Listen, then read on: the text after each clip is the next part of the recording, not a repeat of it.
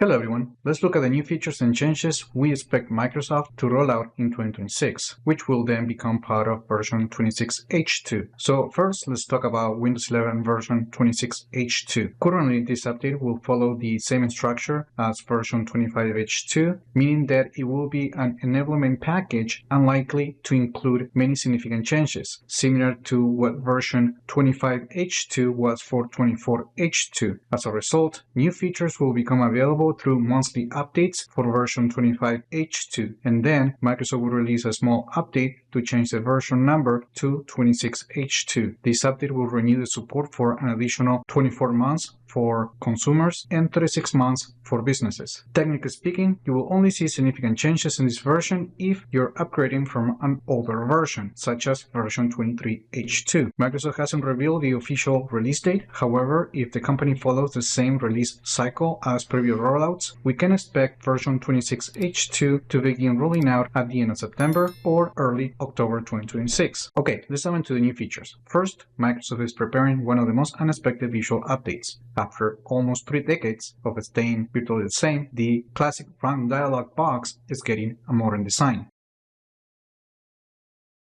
The company refers to the feature as the Modern Run Dialog Interface. It adopts the fluent design principles used throughout Windows 11 with rounded corners, updated spacing, and clear layout that aligns with the rest of the operating system. The new design is also much larger, offering a wider text field, clear spacing, and a new present commands section positioned above the input box.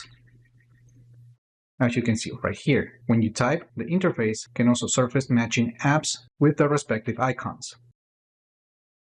Perhaps more interesting, Microsoft will make this change optional, and you will need to turn it on from the Settings app. By going to the System page and then on the Advanced section, you will find a new Run Dialog option in order to turn on the new design. Now, as part of the gaming experience, the company will also bring the Xbox full screen experience to regular desktops, which replaces the traditional desktop interface with a more controller-friendly full screen dashboard similar to the console interface, but using the Xbox apps already available in the operating system. Additionally, by replacing the standard desktop experience, the system will free up memory and other resources typically used by the background processes, improving gaming performance and battery life. When this feature becomes available, you will be able to find it by going to the gaming section and then full screen experience page. Now, for some reason, the Xbox app was missing from the computer, so I just pause the recording and install the Xbox app, and now you can see I can turn on the Xbox full screen experience on the computer. We just need to turn on this toggle, and this is optional, but it's recommended to turn it on. So this will add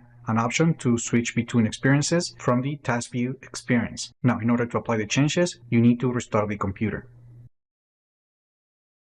Now, as I sign in into the account, the full screen experience should start automatically. And there you go. Now you can see that we have a more controller-friendly interface that mimics the traditional Xbox experience. Now, to switch to the desktop, you can always press the Windows key on the keyboard, and here we're just going to click continue. And it is best that if you're planning to switch to the desktop to do any type of work, that you disable the feature, restart the computer, and then proceed to do any type of work that you need to do. The company also plans to restore the ability to view upcoming events and reminders directly from the Taskbar calendar flyout, which was a feature that already existed on Windows 10. Now, the new feature will be integrated with the Outlook app on Windows 11. Once you sign in, your calendar events will sync automatically and appear in the Notification Center calendar view, as you can see right here. Now, the next features are powered by AI, and looking at the recent news about Microsoft pausing any further development of AI features in the operating system, it is unclear if the next improvements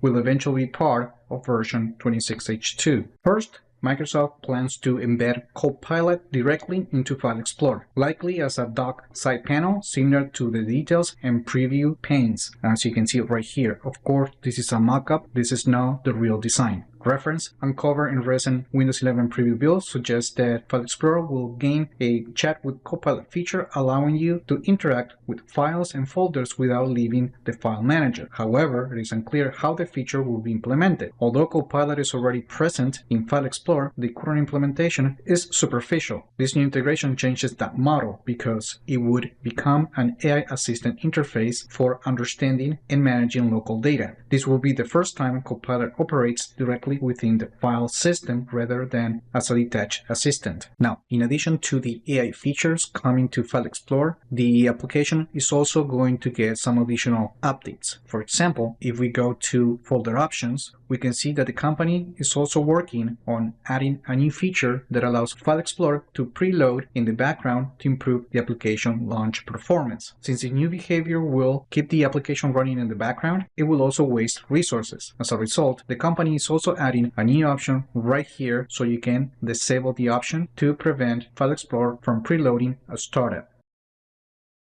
When Windows 11 was launched, it introduced a new context menu design in File Explorer. The idea was to reorganize and declutter the legacy menu. However, this didn't happen. On the contrary, the new design quickly became cluttered and legacy features were missing, forcing users to extra steps to access those options. As a result, the development team is now trying to introduce refinements to reduce the clutter and the new context menu. So in 2026, we're expecting an update that will change how the context menu organizes options by grouping common actions and different menus. For example, if I right-click a picture, now I'm going to see an other actions entry point that opens a different flyout that groups different settings. In this case, for compression, copy path, and just to set that file as a background.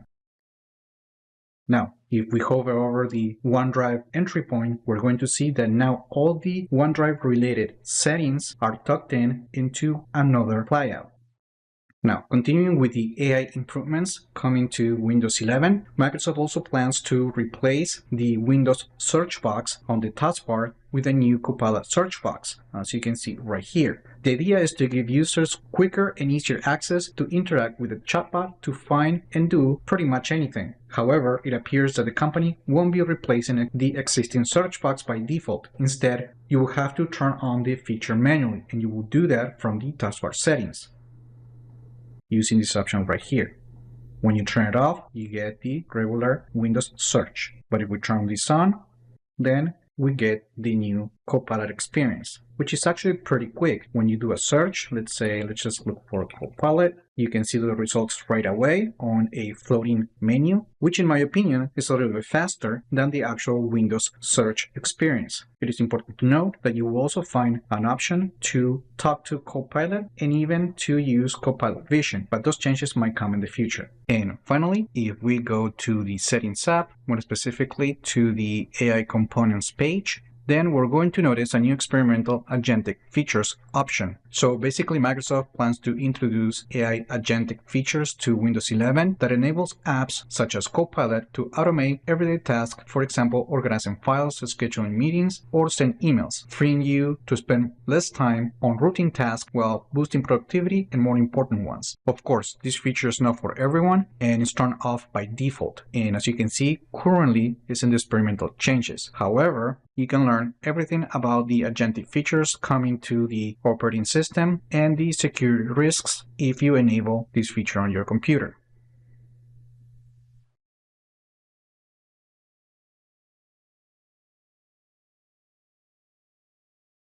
Now, in addition to the biggest ticket items, we will continue to see smaller improvements across the operating system, including changes to the Settings app being brought from Control Panel. Microsoft is also expected to spend more time addressing issues in the operating system to fix, for example, the dark mode experience and long neglected parts of the operating system that still relies on legacy components. Also, since the features and changes from version 25H2 will also become part of version 26H2, it is important to highlight that starting with the February 2026 update, Windows 11 is getting several other improvements, including cross-device resume, upgrades to the Windows MIDI services, allowing users to enable and disable the Smart App Control without reinstallation, and you can now start using external fingerprints readers for Windows Hello using the enhanced sign-in security feature, which is usually found in the sign-in options page.